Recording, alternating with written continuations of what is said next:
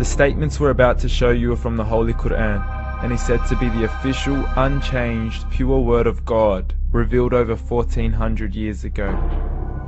Claiming to be the word of God is a heavy statement, and without proof, or if a single contradiction is found within the book, the apparent word of God will be proven false. So without further ado, let's put the book to the test.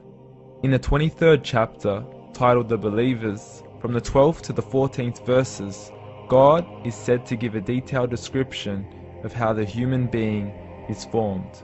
It begins by saying, "We then placed him as a sperm drop in a place of settlement, firmly fixed.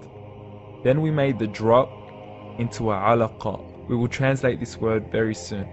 "And then we changed the alaqa into a lump. Then we made out of that lump into bones. And then we clothed the bones with flesh. Then we caused him to grow and come into being and attain the definitive human form." In the 21st century, we can now safely say that this verse is clearly describing the process of human development in correct chronological order.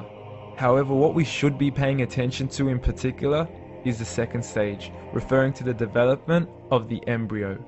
The specific word used to describe the embryo in this verse is the word alaqa. The word alaqa, when translated into English, can mean three separate things. Firstly, a blood clot, or to be suspended, that is to be hanging or clinging to something, or thirdly and finally, a leech. Now, all three definitions don't come anywhere near what we perceive to be the human embryo. So, why are these words used, and what significance do they share with the human embryo? Can the embryo be described as a blood clot? Well, what do you think? In the 3rd week of embryonic development, a tubular heart joins with the blood vessels to form a primordial cardiovascular system, and by the end of the 3rd week, the blood is circulating and the heart begins to beat on day 21. The first thing that comes to mind in regards to being suspended or hanging is the umbilical cord. But we can't use that example because we are simply referring to step 2, before the baby has even formed. But we now know today that the umbilical cord is formed from the connecting stalk. And the connecting stalk is formed as soon as the embryo is formed. The embryo's connecting stalk has even been described by John Allen and Beverly Kramer as an object to suspend the developing embryo in the extra-embryonic column. So an embryo is suspended and does have a strong resemblance with a blood clot. What on earth would an embryo have to do with a leech? Figure A shows the structure of an embryo at 25 days. Figure B shows a leech. Now please note once again that the embryo in this stage is no greater than the size of a kernel of wheat. This is an X-ray of the embryo at 22 days.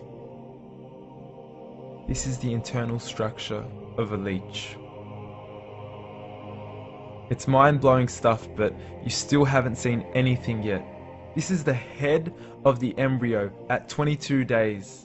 The detail you are seeing right now is absolutely impossible to be seen with the human eye and can only be seen with a microscope. This is the back end of a leech.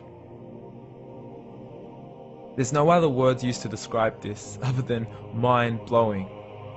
The pictures we have shown you are impossible to be seen with the human eye, or even to be predicted by the human mind. Once again, the verses we have shown you were revealed over 1400 years ago to a man who couldn't read nor write. Are these the words of God? Descriptions of the human embryo in the Quran cannot be based on scientific knowledge in the 7th century.